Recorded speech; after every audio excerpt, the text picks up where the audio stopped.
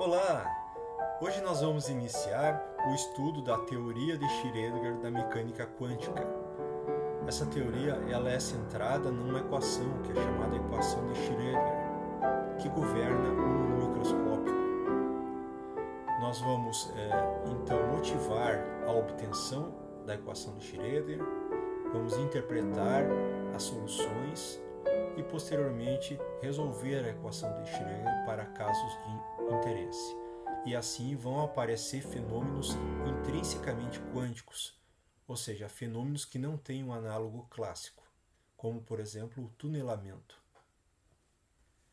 Nos nossos estudos anteriores, da introdução à física quântica, nós já estudamos que as partículas de sistemas microscópicos elas se comportam como ondas de matéria, chamadas ondas de de Broglie. E essas ondas, então, que são associadas a partículas microscópicas, ela tem um comprimento de onda associado, que é dado pela constante de Planck dividido pelo momento. Lambda é h sobre p. Se tem um comportamento ondulatório, então existe uma função de onda associada à partícula. Essa função de onda a gente ainda não fez esse estudo, né? A gente vai aprofundar agora a partir da teoria de Schrödinger. Se existe a função de onda, a pergunta é: qual é a equação que governa o comportamento da função de onda? Na mecânica clássica, a gente sabe que a equação que governa o movimento das partículas, e aí são macroscópicas, é a segunda lei de Newton, que a gente pode, por exemplo, escrever ela dessa forma, que é bem próxima da forma original, né? Força igual a dp dt, taxa de variação temporal do momento. Aqui está escrito em uma dimensão e aqui está escrito de uma forma que a força é menos a derivada do potencial, então derivada em relação à posição, né? Então se usa também esse modo de escrever quando a força é conservativa. Mas enfim, é a segunda lei de Newton, a lei que governa a mecânica clássica newtoniana. No eletromagnetismo, as equações que governam os fenômenos eletromagnéticos são as 4 equações de Maxwell.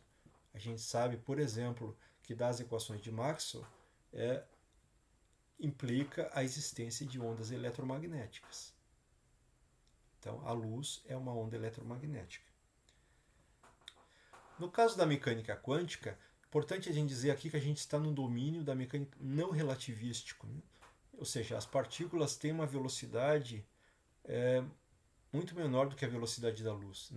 Essas velocidades não são comparáveis à velocidade da luz. É nesse domínio que está construída a teoria de Schrödinger da mecânica quântica, onde então governa a equação de Schrödinger. A equação de Schrödinger governa o mundo microscópico, porém, para esse limite não relativístico.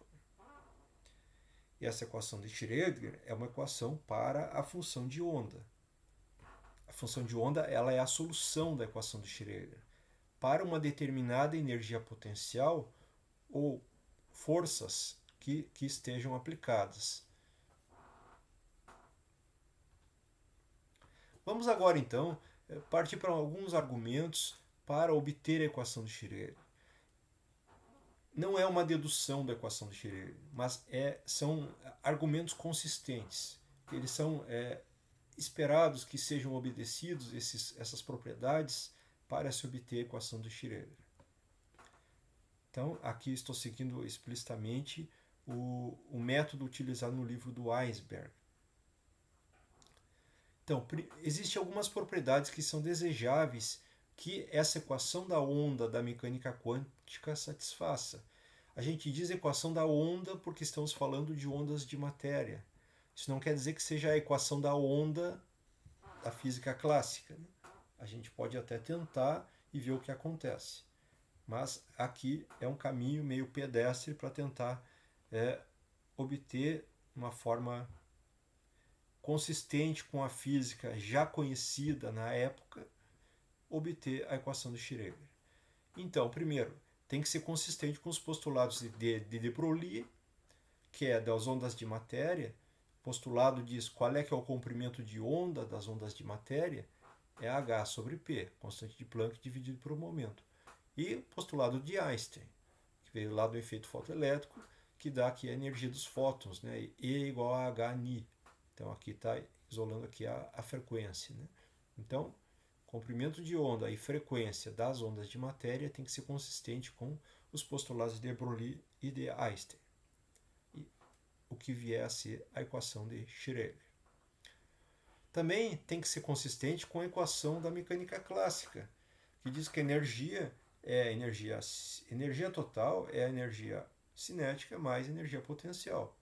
Então, a energia cinética pode ser escrita em termos do momento, e aqui a gente está fazendo todos os argumentos em uma dimensão, depois pode generalizar para 3 dimensões, mas enfim, P2 sobre 2m é a energia cinética e V energia potencial. Então, 1 e 2, essas duas propriedades têm que ser respeitadas por essa equação que a gente vai motivar a obtenção dela. Também se espera uma exigência dessa equação ser obtida, é que ela seja linear na função de onda.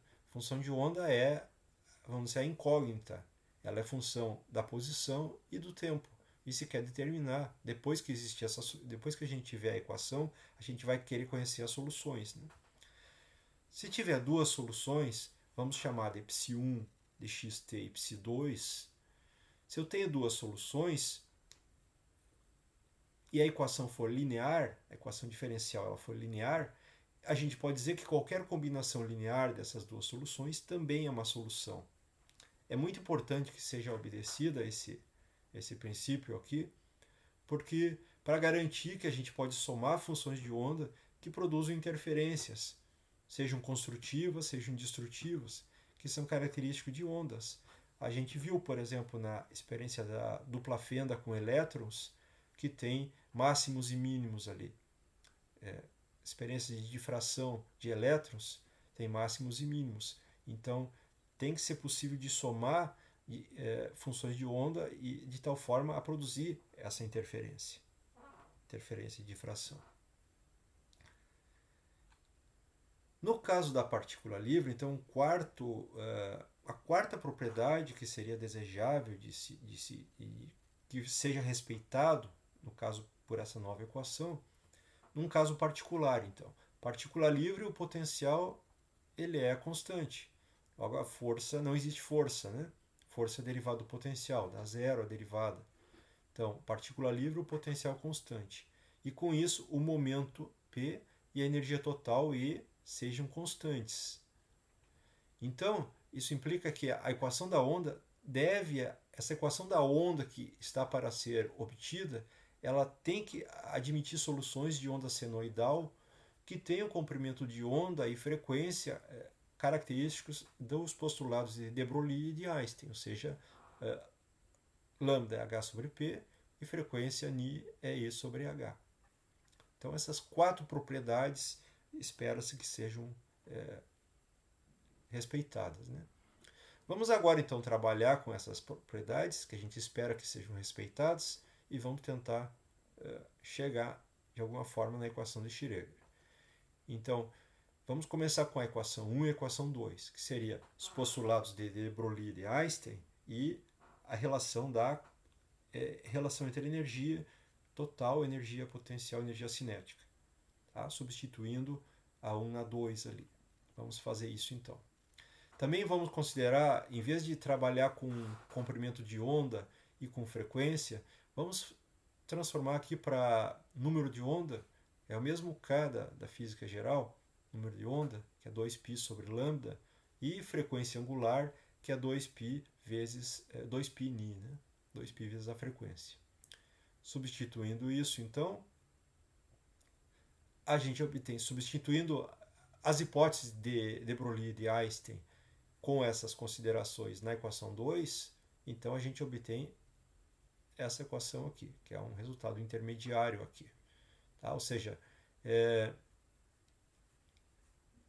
essa segunda parte foi usada na passagem aqui da primeiro passo para o segundo, né? O primeiro passo foi só substituir a equação 1 na 2. Então tem aqui o primeiro termo, onde foi substituído o momento, é h sobre lambda, e a energia é hν. E agora, substituindo então número de onda, substituir aqui o comprimento de onda pelo número de onda, então vai aparecer aqui o número de onda, k ao quadrado, e não tem mais o lambda, e substituiu a frequência pela frequência angular. Aí no caso apareceu aqui um h sobre 2π, então, e aí a gente define então o h cortado, ele aparece aqui também, né? Isso já apareceu antes no nosso curso, h cortado é h sobre 2π. Então, aliás, as hipóteses 1 e 2, para elas serem satisfeitas, então juntando elas, a gente chega numa equação que deve ser, a equação da mecânica quântica, ela tem que ser consistente com essa equação que nós vamos chamar de 3. H cortado ao quadrado, K ao quadrado sobre 2m mais V potencial igual a H cortado ômega. Para ser linear, vamos para a terceira exigência. Para uma equação diferencial ser linear, todos os termos dessa equação diferencial eles têm que ser proporcional à primeira potência de psi, né? Seja qual for a derivada. Podemos ter termos do tipo psi, que seria psi na 1, seria derivada no tempo de psi, derivada segunda na posição de psi. Por exemplo, um termo quadrático aqui, termo de derivada segunda na posição de psi, tá? Psi na 1. Então só tem uma vez aqui a função de onda. Tá? E aí, se eu multiplicar por uma constante, então fizer c psi, o resultado vai ser a constante, vai sair aqui para fora da derivada e vai continuar a função. Essa propriedade então vai acontecer. Tá? É importante que aconteça para qualquer termo que seja linear. Não pode ter termos do tipo proporcionais a psi na zero, que seria 1, né? Então não teria o termo psi. E não pode ter termos de maiores, com um expoente maior do que 1 também. Tipo psi na 2, aí já não é linear também. Não satisfaria essa propriedade que é importante aqui para a equação ser linear. Então n maior ou igual a 2 não pode, e n igual a potência zero também não pode. Então tem que ser psi na 1 em qualquer derivada. Aí agora, a gente indo para a hipótese 4, que é a da partícula livre, se refere à partícula livre, então potencial constante, vamos imaginar uma solução da equação da onda senoidal. Uma solução senoidal da equação, né, que a gente quer obter. E que tem um comprimento de onda que é o de Broglie, tá? Ou seja, lambda h sobre p. E frequência ali do postulado de Einstein, I sobre h. E que seja tudo constante. Momento é constante, né? Energia constante, porque a partícula é livre, não tem forças, então P é constante e E é constante. Será que essa função senoidal simples aqui, psi de x e t, que aparece, por exemplo, ondas em cordas, por exemplo, seno de kx menos ômega t, vai ser compatível com a partícula livre? Vamos testar. Vamos calcular algumas derivadas aqui e vamos substituir na equação da onda e vamos analisar. Tá? Então, derivando uma vez em relação à posição, vai aparecer aqui um k, derivando a segunda vez, dá menos seno menos k ao quadrado, seno de kx menos ômega t.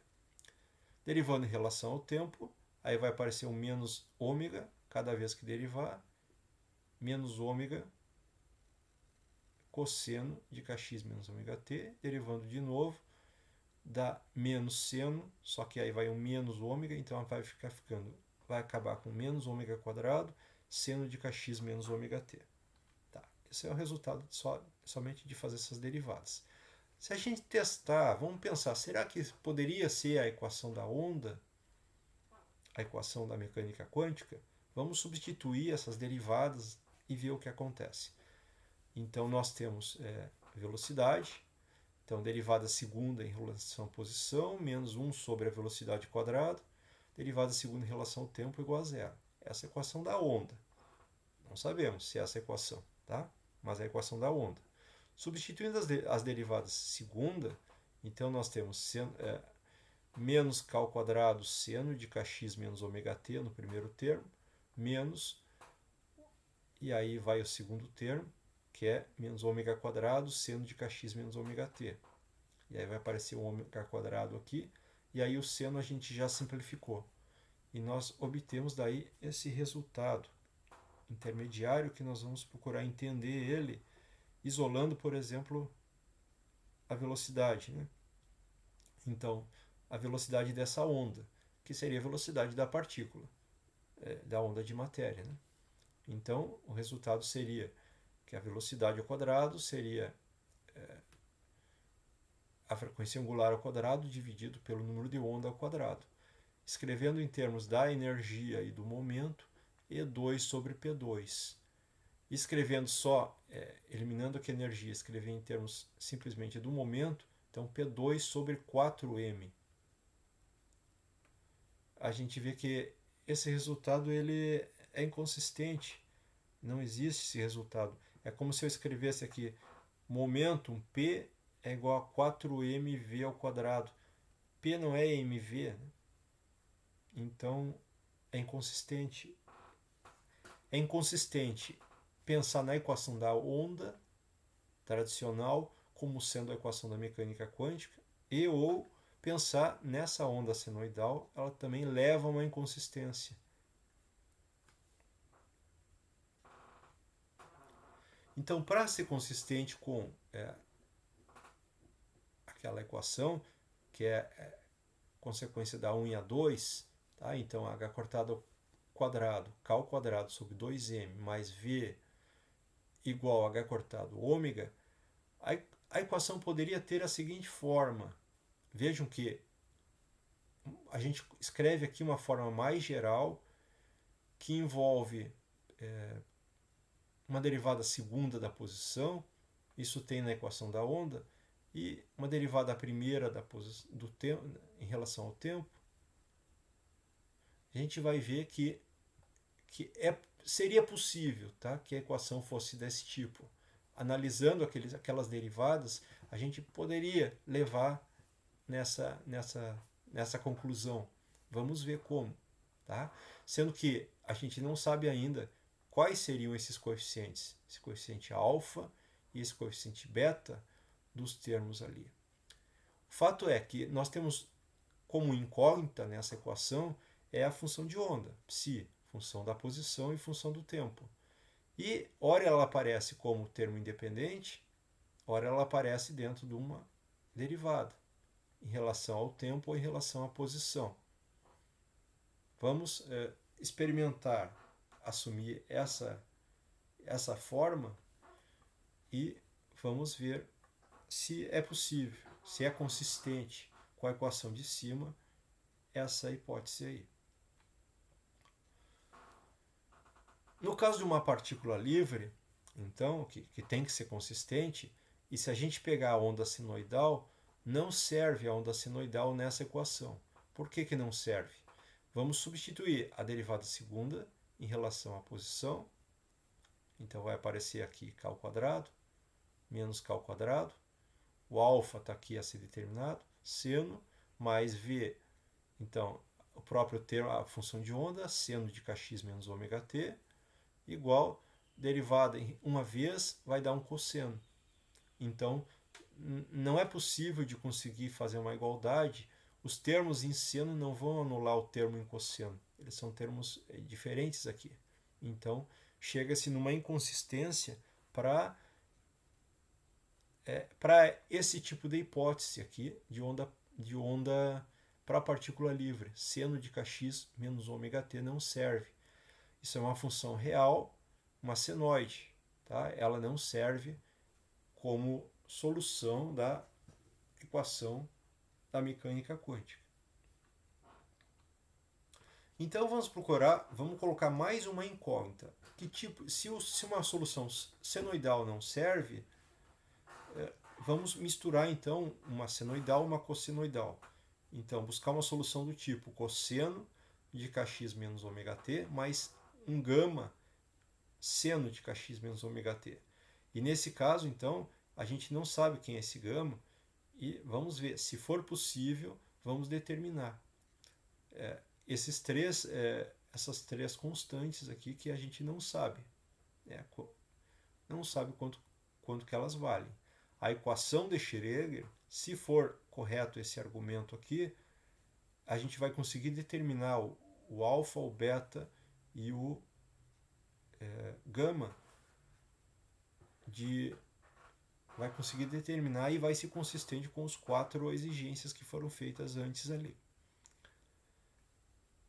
Então, colocamos de novo aqui a equação e vamos ver o que a gente precisa da solução.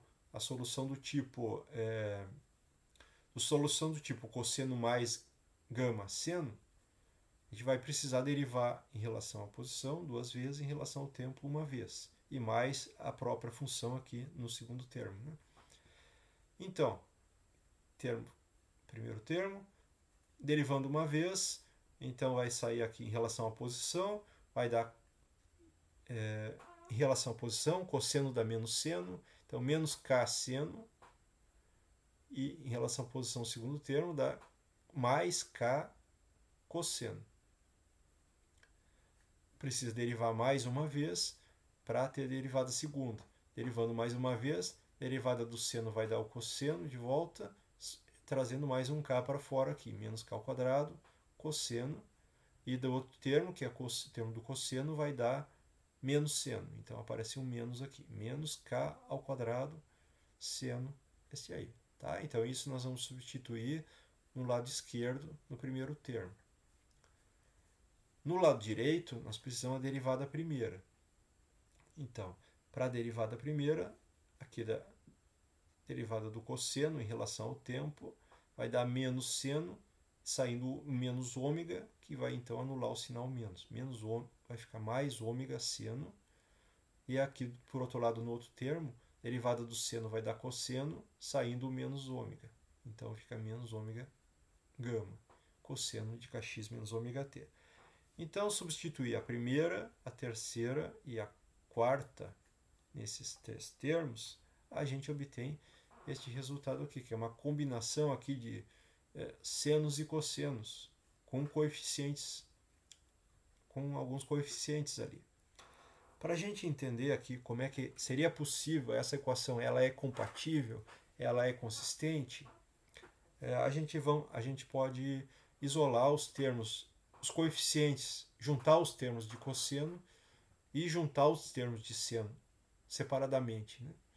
Fazendo isso, a gente então juntou ali os termos com cosseno, vamos botar tudo do lado esquerdo. Tá? Então, menos alfa k ao quadrado mais V0 mais beta ômega gama cosseno de kx menos ômega t, e os coeficientes do seno vão ser menos alfa k ao quadrado gama mais V0 gama menos beta ômega. O único jeito dessa equação ser possível não tem como os termos do cosseno anular os termos do seno. A única forma de ser possível é esses coeficientes darem zero de forma independente. Então, os coeficientes do termo em cosseno tem que dar zero e os coeficientes aqui do termo em seno tem que dar zero. A combinação dos coeficientes. Então, isso vai nos levar a 2 condições, que é a primeira, menos alfa k ao quadrado mais V0 igual a menos beta ômega gama. E a segunda equação aqui vai nos levar a menos alfa k ao quadrado, passamos o gama para o outro lado, mais V0 igual a beta ômega sobre gama. Então, nós temos 2 equações aqui para a gente manipular. A gente pode, por exemplo, diminuir uma da outra. Então, fazendo 1 menos 2, a gente vê que o lado esquerdo é igual, né? Então, vai dar 0 igual a menos beta ômega gama menos beta ômega sobre gama. Então, nós temos, por exemplo, aqui, condição de igual a 0, né? Então, a gente tem beta e ômega nos dois termos, igual a 0, a gente consegue simplificar e vai ficar, então, uma igualdade aqui que é ômega, gama é igual a menos 1 sobre gama, né? Elevando ao quadrado, então vai obter aqui gama ao quadrado é igual a menos 1. Então, ou seja, que número é esse que elevado ao quadrado dá menos 1? É mais ou menos i, né? Número imaginário. Então, a função de onda ela não vai ser real, ela vai ser imaginária. Tá? Ela vai ter uma parte real e uma parte imaginária. Então, se a gente voltar e substituir, vamos voltar ali, a função de onda seria cosseno mais i seno, ou cosseno menos i seno. Cosseno mais i seno, cosseno menos i seno é a exponencial, e na i, kx menos ômega t. É um tipo, né? Então, é um tipo de... Isso são ondas planas. Então, isso aqui é o comportamento de ondas planas. Partícula livre, então, vai ser representado por ondas planas, de certa forma aqui. Tá? Então, a função de onda ela não é real, ela tem uma parte imaginária. Então, uma parte a gente já determinou. Agora, a gente tem que voltar, colocar esse resultado nas equações aqui intermediárias e determinar os outros termos, né? Então, da equação 1, por exemplo, a gente substituindo o gama por mais ou menos i, aí a gente tem esse resultado intermediário aqui.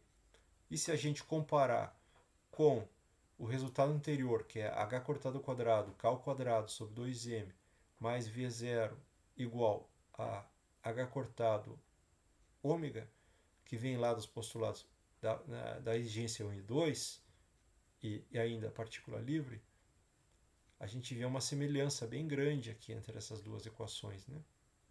E elas vão ser compatíveis se os coeficientes forem iguais. Então, nós temos um termo aqui, V0, potencial. Nós temos um termo que está multiplicando aqui o K ao quadrado. E nós temos um termo que está multiplicando aqui o ômega, né? Então, para ser compatível, nós temos que menos alfa vai ser h cortado ao quadrado sobre 2m. Ou alfa é menos h cortado sobre 2m. Esse é o primeiro coeficiente que é ele que vai estar multiplicando a derivada segunda em relação à posição. Derivada segunda da função de onda. E o termo que vai estar multiplicando lá, mais ou menos i, se escrevendo dessa forma, né? O beta vai ser menos mais i h cortado. Porque menos mais i beta tem que ser igual a h cortado, né? E se eu isolar o beta, só vai mudar aqui mas vai continuar o mesmo resultado, né? Então, com isso, a gente substitui esses fatores que foram determinados. Então, temos aqui menos h cortado ao quadrado sobre 2m, derivada segunda da função de onda, psi em relação à posição, mais potencial, vezes a função de onda, vai ser igual a IH cortado, derivada primeira da função de onda. Essa é a famosa equação de Schrödinger. Foi obtido de uma outra forma por Schrödinger no ano de 1926. E é a equação, ponto de partida agora, para um estudo mais sério, mais robusto da mecânica quântica. Então, os argumentos que nos levaram aqui a meio que chegar na equação de Schrödinger eram com potencial constante. Então, aqui vai se postular que essa equação ela vale para qualquer potencial. Então já foi escrito aqui potencial função de x de t, ou seja, um potencial qualquer, não precisa ser necessariamente constante. Então isso é um postulado, tá? Isso faz parte isso não é uma dedução da equação de Schrödinger. Uma outra forma de motivar a equação de Schrödinger é escrever a relação entre a energia total, energia cinética e potencial e simplesmente colocar a função de onda na frente, tá? À direita desses termos. Então, energia cinética, P2 sobre 2m, mais energia potencial, igual a energia, colocando dos dois lados a função de onda. Né? Como que é compatível essa equação com a equação de Schrödinger? Como que eu poderia obter a equação de Schrödinger a partir da mecânica clássica, colocando a mecânica clássica à esquerda e multiplicando pela função de onda? Então, sugere uma identificação aqui. Postular a seguinte associação, que o momento vai se tornar a derivada, momento ao quadrado vai se tornar a derivada segunda. Então, o momento ele seria uma derivada primeira. Né? O 2m ele está aqui. Então, seria postular que o momento, ele na mecânica quântica, ele vira menos IH cortado del x. Então, o momento é identificado aqui com uma derivada parcial com respeito à posição. Isso aqui, então, se eu elevar ao quadrado, que eu vou ter P2, aí elevar ao quadrado some aqui o sinal negativo, mas de qualquer jeito I ao quadrado dá menos 1, H cortado ao quadrado, menos H cortado ao quadrado, e levando ao quadrado seria derivar duas vezes. Né? Então, funciona eu fazer essa associação de substituir o momento clássico por esse operador. Então isso já é um operador, porque ele atua o que está à frente. Se ele estiver atuando numa função da posição, vai dar um resultado essa derivada. Né? Então colocamos a função de onda aqui, mas substituímos o momento por uma outra grandeza que seria quântica, uma associação na mecânica quântica, que seria correspondente ao momento. E da mesma forma, do outro lado, para obter uma derivada primeira, com o IH cortado, derivada primeira da função de onda, teria que fazer poderia fazer a associação. A energia na mecânica quântica ela é substituída por IH cortado del T. Esse operador ele vai representar a energia. Se eu substituir a energia por esse operador, eu vou ter IH cortado, derivada primeira, vai chegar na equação de Schrödinger. Tá? Esse argumento ele parece meio estranho num primeiro momento, assim, mas isso vai ser depois justificado mais adiante, quando se estudar, por exemplo, estudar representação de posição e estudar mecânica quântica num contexto mais geral do que aqui, e a gente vai ver que vai sair esse resultado. Essas associações elas fazem sentido, tá? em mecânica quântica.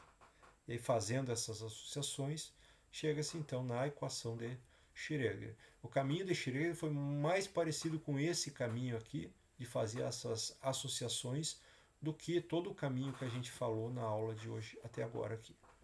Tá? Então, essa é a equação de Schrödinger em uma dimensão. É a equação que nós vamos trabalhar, que nós vamos estar sempre centrado nessa equação, nessa segunda parte da nossa disciplina.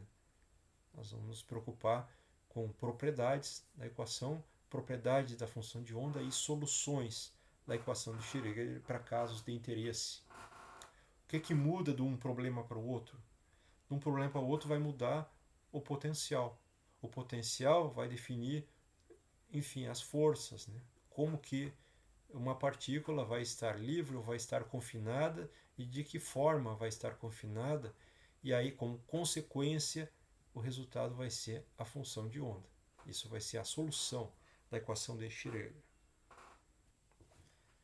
Vamos falar agora sobre a interpretação de Born para a função de onda. Max Born É o cientista que deu essa interpretação, então. Então, a função de onda em si, ela não é uma quantidade real, ela é uma quantidade complexa. A gente viu o exemplo anterior ali, que a gente teria a partícula livre, que a função de onda seria cosseno mais i seno, que seria o exponencial i na i kx menos ômega t. Então, essa quantidade ela não é um número real. Então, tem que fazer um sentido disso, mas a função de onda em si não é a quantidade que vai dar esse sentido físico. Ou seja, a função de onda ela carrega informação sobre a partícula, mas ela não pode ser medida diretamente pelo fato que ela é complexa. Tá? Ela é uma quantidade complexa, então não pode medir o valor da função de onda. Não é um número real. Tá? Max Born, então, em 1926, ele propõe então uma interpretação probabilística da função de onda, onde a função de onda, então, a partir da função de onda, a gente pode construir a densidade de probabilidade de encontrar a partícula em algum lugar. Então, por exemplo, essa densidade de probabilidade P de xt seria, vejam, a função de onda ela é um número, pode ser em geral um número complexo, né? Não é um número real, né? Mas se multiplicar pelo complexo conjugado, aí dá um número real. Multiplicar um número pelo complexo conjugado significa tomar o módulo quadrado desse número complexo. Então, a função de onda, que é a solução da equação de Schrödinger, ela em si não traz uma informação física mensurável, mas tomando o módulo quadrado traz um significado probabilístico, que nós vamos falar sobre isso agora. Tá? Então, a densidade de probabilidade é uma função, no caso da posição e do tempo, é o módulo quadrado da função de onda, que é a mesma coisa que escrever a função de onda vezes o complexo conjugado. Qual que é o postulado de Born?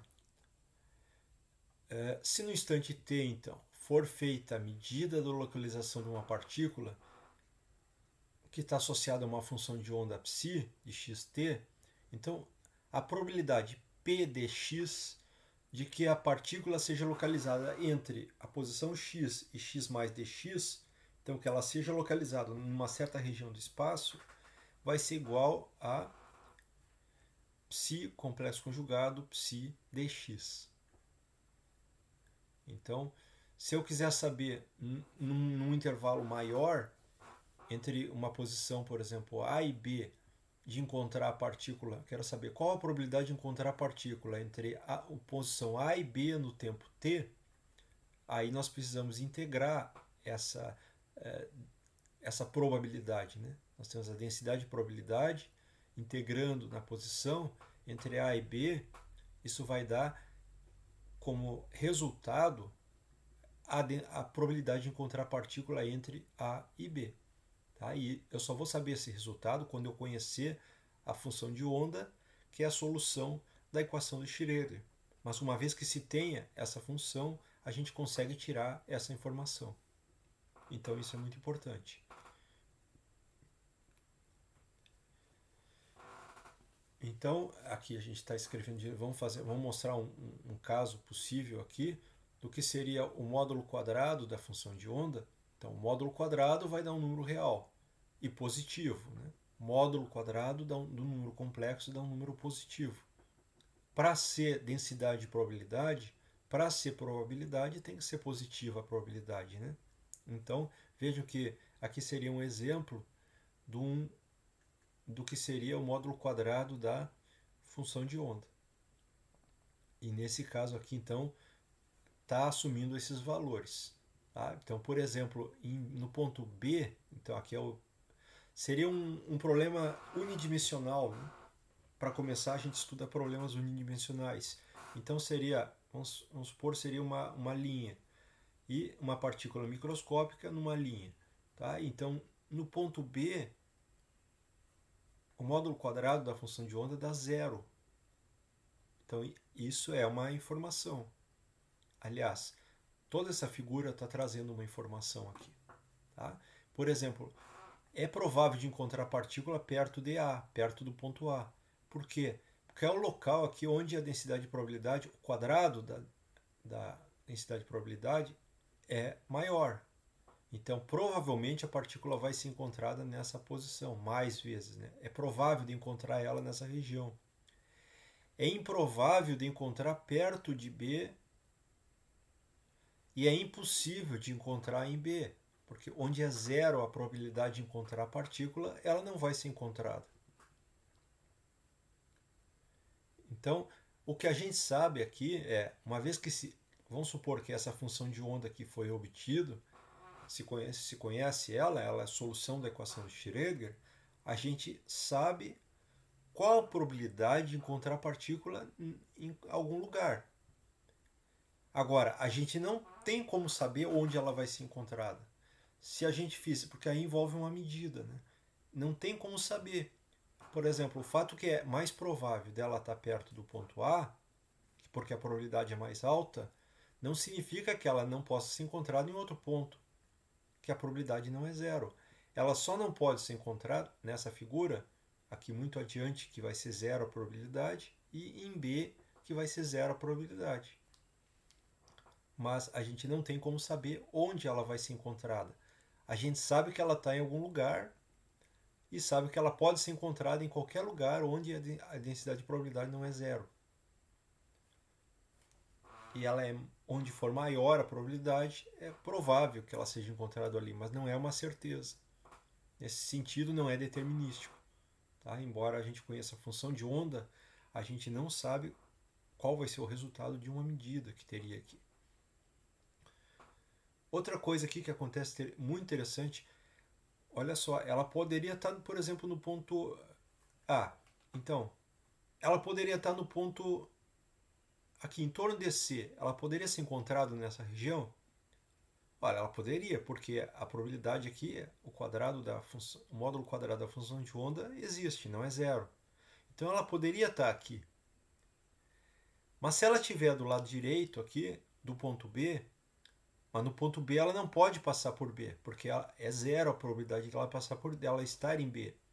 Então ela pode estar à direita de B ou à esquerda de B, muito provável de estar perto de A, mas se ela estiver perto de C, ela pode depois ser encontrada em qualquer ponto aqui para o lado esquerdo de B. Só que ela não vai passar em B, porque B é um ponto que ela não pode, é um ponto que a probabilidade é zero. Então, não tem, a gente não pode falar aqui em trajetória clássica, né? Porque ela sai de um lado aqui e aparece do outro lado. Se a gente pensar numa bolinha se deslocando, fica impossível de pensar isso. Como é que ela vai passar da região de C aqui para a região de A sem passar por B? Mas é o que está sendo predito aqui, ó. É a predição desse resultado, o resultado aqui para a densidade de probabilidade.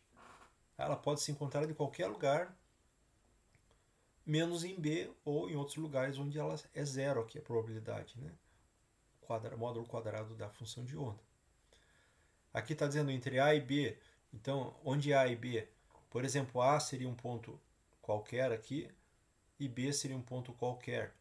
Aí então, não é a probabilidade de encontrar partícula em qualquer lugar, mas numa certa região. Aí se eu fizer isso, entre A e B, eu estou delimitando, né? Então A é um ponto que eu escolhi aqui, por exemplo, nessa figura, e B é um outro ponto que eu escolhi nessa figura. Mas eu poderia escolher outros pontos e o resultado seria outro, né?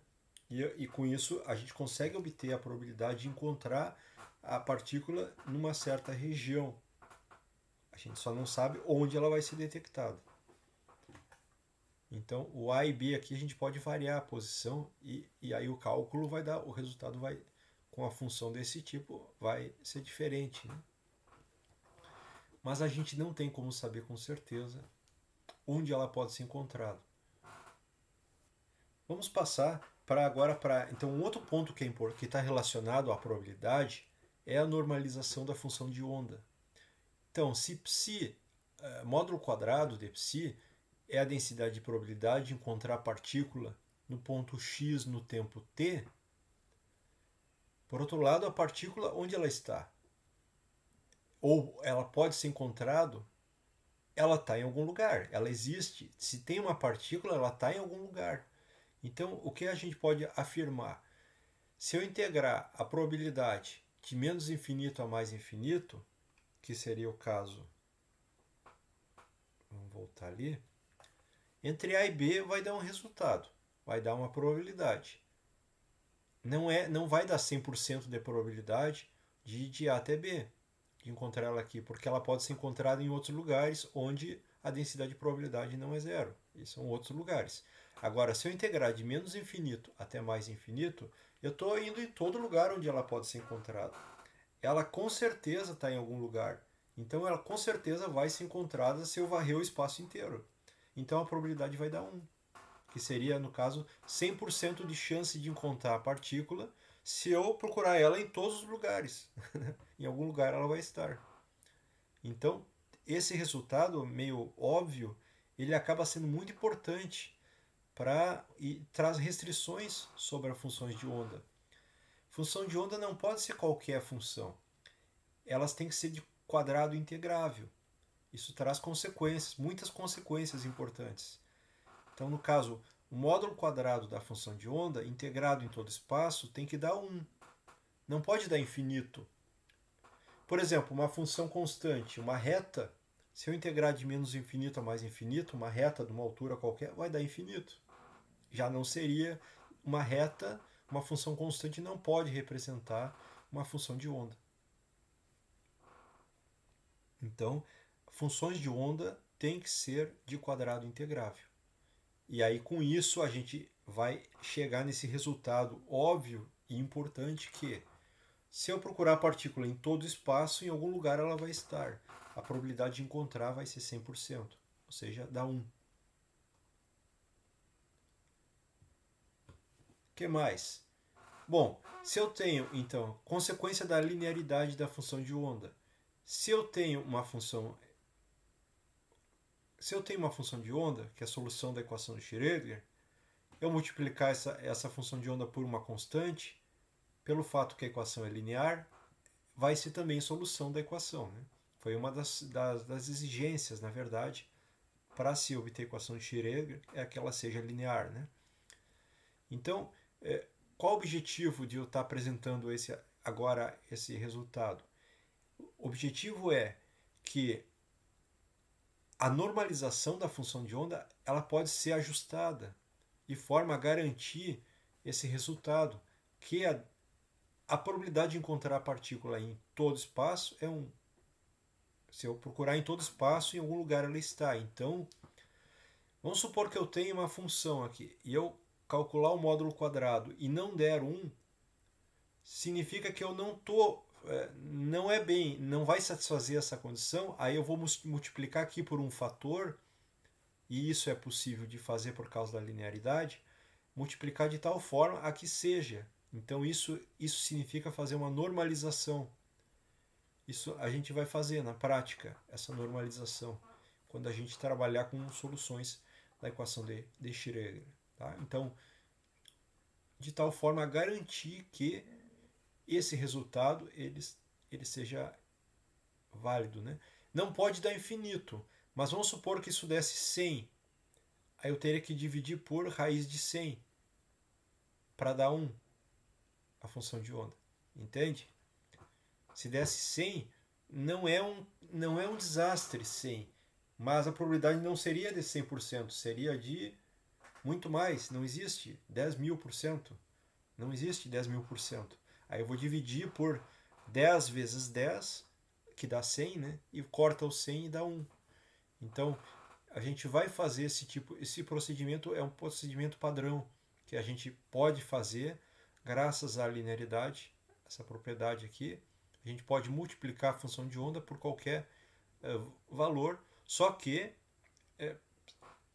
tem que ser normalizado, né? Então, ou seja, a probabilidade, se eu procurar em todo espaço, tem que dar 1. Então, isso nos guia. E isso corresponde também à conservação Isso tem tudo a ver com a conservação da probabilidade. A probabilidade sempre vai ser 1, né? Se eu procurar em todo espaço. A partícula está em algum lugar. ela está lá. E isso não vai mudar. Ela pode estar em outro lugar, mas ela está em algum lugar. Então, isso dá a probabilidade, ela se conserva.